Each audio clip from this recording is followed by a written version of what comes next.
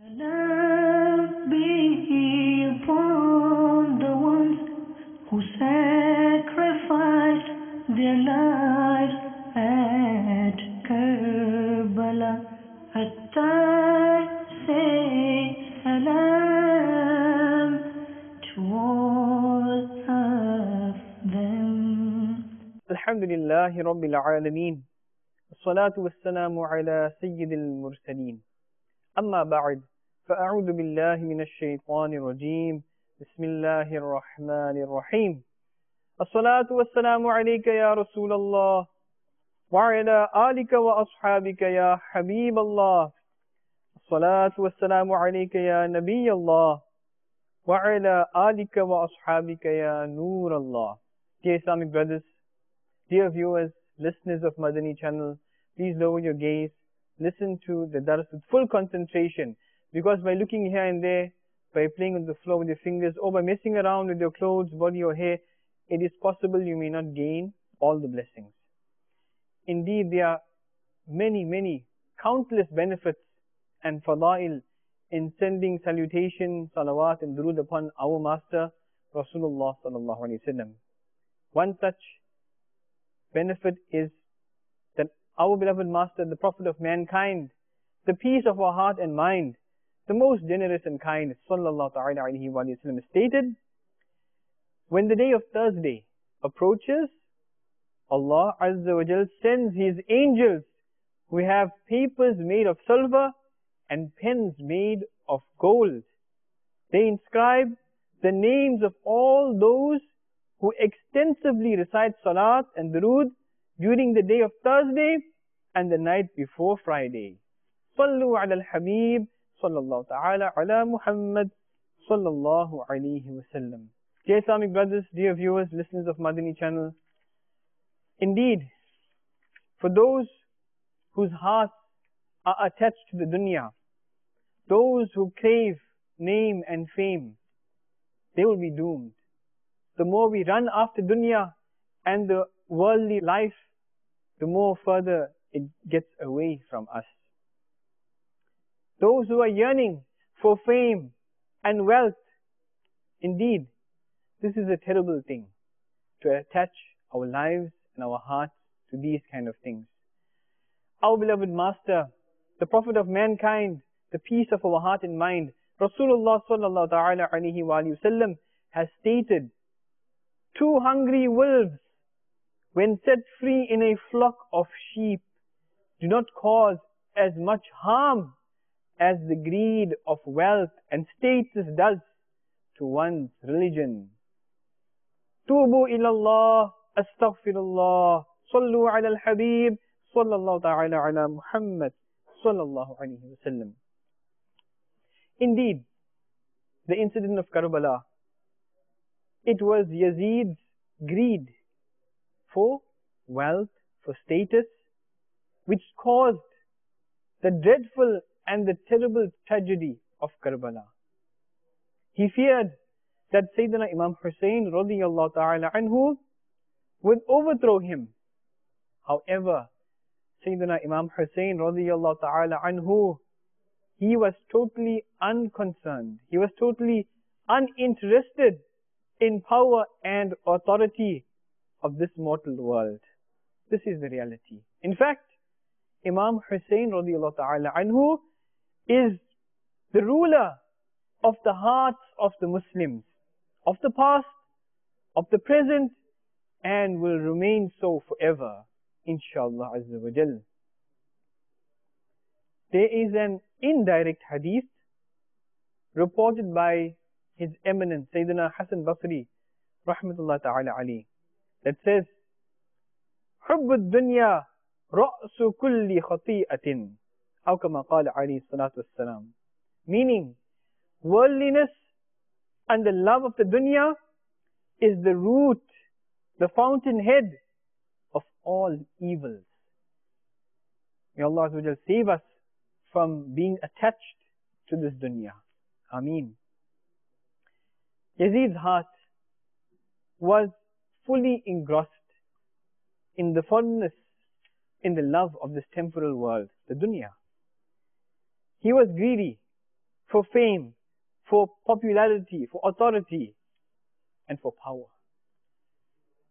Forgetting the consequences, he stained his hands with the brutal murder of Imam Hussein radiyallahu ta'ala anhu and his blessed companions alayhimu ridwan.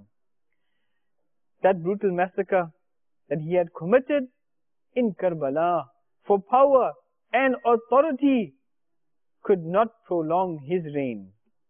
His cruel authority and reign only lasted for 3 years and 6 months, and he died at the age of 39 in Rabi'un Nur 64 Hijri. Where? In Syria, in a place called Huwarin, which is located in the city of Homs.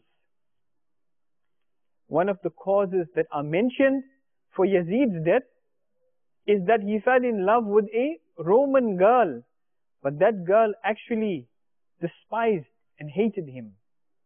One day, she tricked Yazid to go with her to a deserted area on the pretext of having romance with him. The cool breeze of that desolate area aroused Yazid, but the lady said that a shameless person who was disloyal and unfaithful to his prophet's grandson could never be faithful to her. After saying so, she repeatedly stabbed Yazid with a dagger and left him there. For a few days, vultures and crows feasted on his dead and decaying body. Finally, his people found his dead body, decomposed. They dug a ditch and dumped his rotten remains inside. Yazid's accomplices, those who massacred the Ahlul Bayt alayhim ridwan, also suffered dreadful ends and deaths. After Yazid, the most brutal criminal was the governor of Kufa, Ubaydullah ibn Ziyad. It was he who ordered to torture Imam Hussein radiyallahu ta'ala anhu and his blessed Ahlul Bayt alayhim ridwan. After just 6 years, on the same day, that is the 10th of Muharram al-Haram, 67 Hijri, by the strategic revenge conducted by Mukhtar Thaqafi, Ibn Ziyad was brutally murdered at the hands of the army of Ibrahim bin Malik on the banks of the river Euphrates. The soldiers, they cut off his head, beheaded him, and presented it to Ibrahim, who sent it to Mukhtar Thaqafi in Kufa. The governor house in Kufa, it was adorned for celebrations, and the head of Ziyad was exhibited on the same place where the blessed head of Imam Hussein radiyallahu ta'ala anhu was placed 6 years before. There was nobody to cry for this unfortunate, this despised and ill-fated person. Instead, people celebrated and rejoiced upon his death. It is narrated in a sahih and authentic hadith reported by Imara bin Umair that when the head of Ubaydullah ibn Ziyad, along with those of his accomplices, when they were placed down, he went towards them. Suddenly, everybody started to scream, "It's come! It's come!" He saw that a snake was coming. It slithered above and between all the heads. Finally, it approached the dirty head of Ibn Ziyad. It entered the nostril, stayed for a while, and then left. Everybody started screaming again, "It's come! It's come!" The same thing happened 2 or 3 times. Ibn Ziyad, Ibn Sa'ad, Shimr, Qais ibn Ash'as Kandi, Khuli ibn Yazid, Sanan ibn Anas Nakhi, Abdullah ibn Qais, Yazid bin Malik, and the remaining unfortunate, ill-fated and damned people who were involved or contributed in the Shahada, in the martyrdom of Sayyidina Imam Hussein radiallahu ta'ala anhu, all faced horrible ends and deaths, and horses were made to trample over their dead, decaying bodies, their corpses. Dear Islamic brothers, dear viewers and listeners of Madani channel, have you seen, have you heard again the dreadful ends of those who disrespect, those who were involved in the slaughter, the massacre of Imam Hussein radiallahu anhu and the Ahlul Bayt alayhim ridwan? They were disgraced before they died, and they died in terrible manners.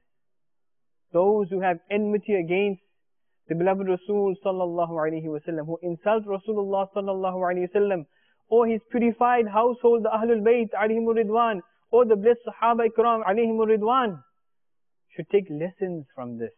Alas, many do not take lessons, and they too will suffer terrible ends. May Allah Azza wa Jal save us from such bad deaths. Ameen. Bijahi Nabil Ameen. Sallallahu ta'ala alayhi wa alihi wa sallam. Sallu ala al-Habib. Sallallahu ta'ala ala Muhammad. Sallallahu alayhi wa sallam. Salam be upon the ones who sacrificed their lives at